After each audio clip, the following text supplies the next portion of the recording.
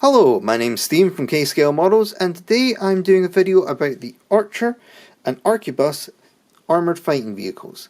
So this is kind of an understanding of my philosophy when designing them. This was the first one that I made. The idea being is I wanted to make my own vehicle, and I wanted to make it something that would be fighting within a colony, so an O'Neill cylinder, that sort of thing. So my thought was, okay, I'll make two of these. I'll make a gun-based system and I'll make a missile-based system. So this is the gun-based system. I'll show the missile-based system at a later date. But yeah, this is the gun-based system. So what I thought was, okay, if this thing's going to be inside an O'Neill cylinder, it's not really going to be needing treads, because treads, they work best on soft ground to spread the load out. We're dealing with probably a heavily urbanized area, so wheels it is, because that makes the thing lighter, but also means it can't carry as much as a tank, like weight-wise, so it would have less armour.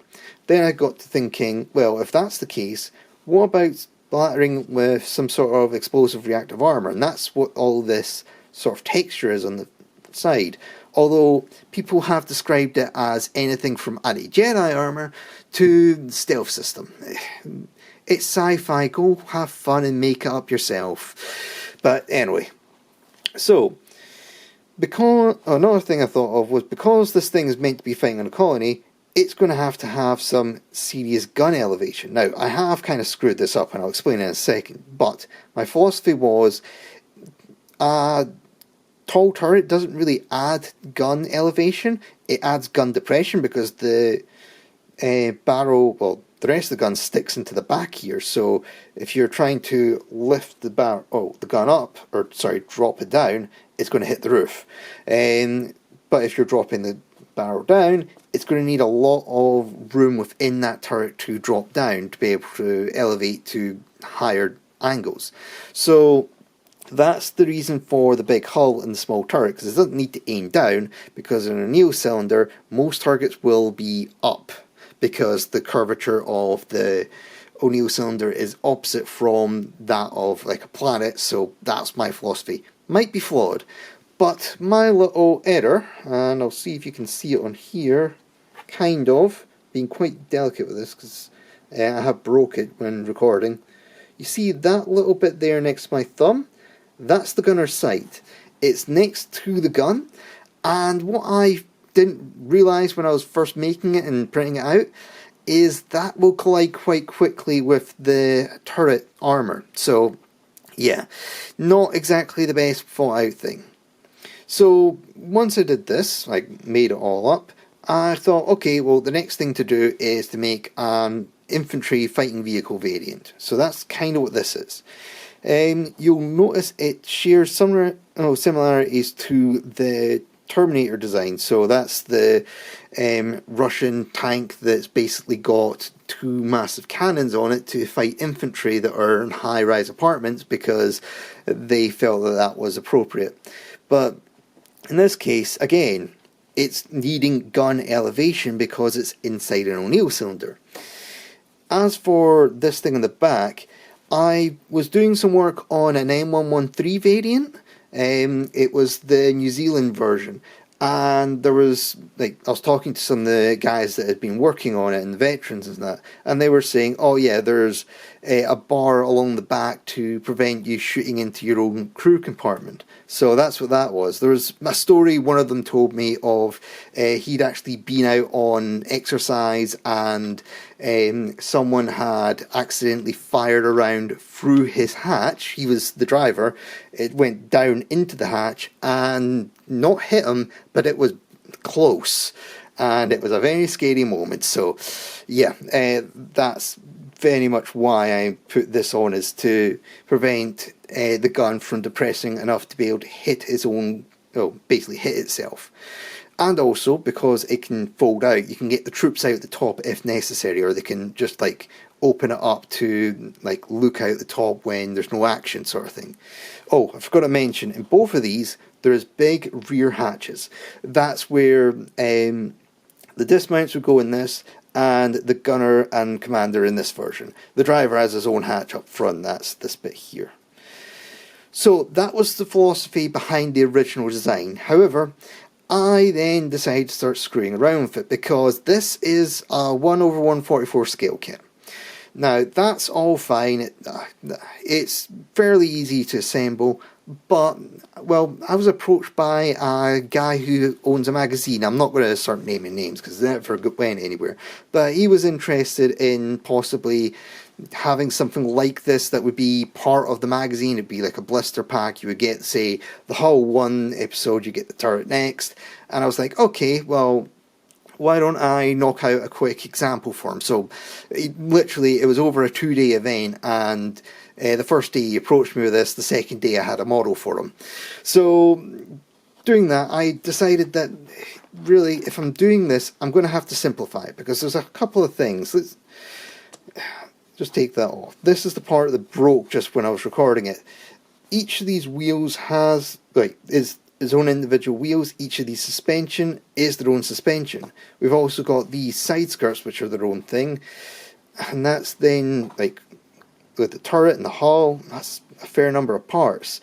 And if it's just going to be a little giveaway inside a magazine, well, you don't really want all that many parts. So I made it down, well, this is the later prototype, but I made it first into 2 parts where it was just the hull and the turret, so you could just, like, say, turn it into either variant.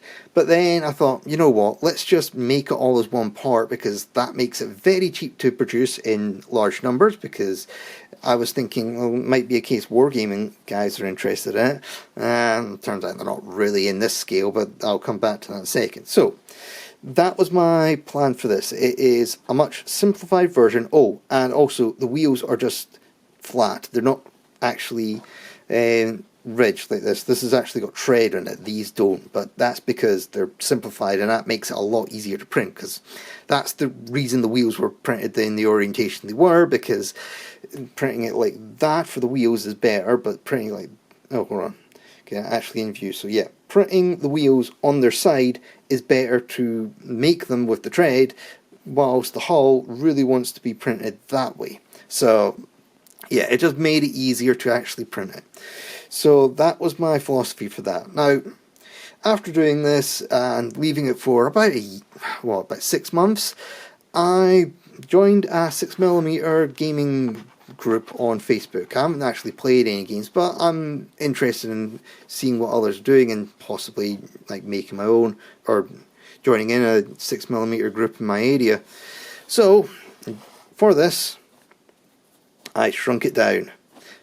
So roughly speaking, let's zoom out. I'll actually get all of them in view.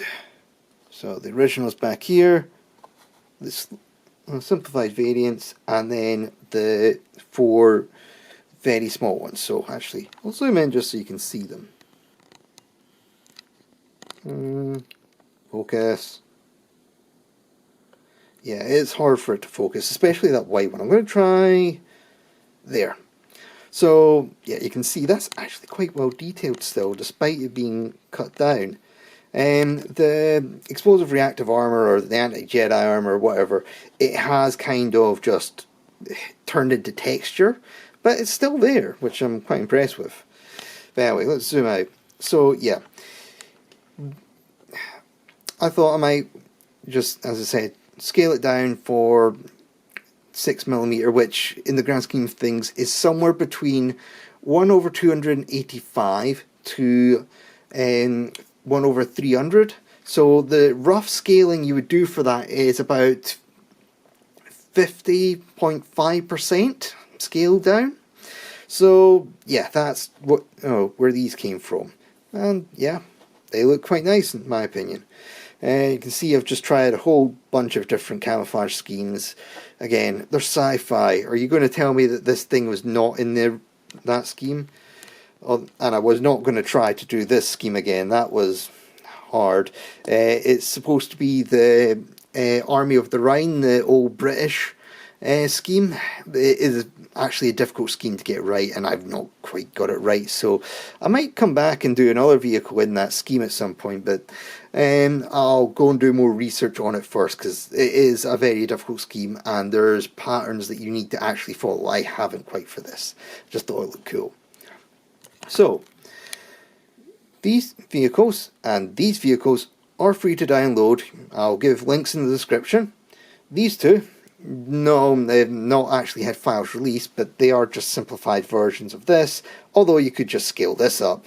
The only thing, nope, actually, just realised all the turrets have, or the barrels have not been drilled out, or at least they're not. On this, I believe the turret is actually got, or the barrel is actually drilled out.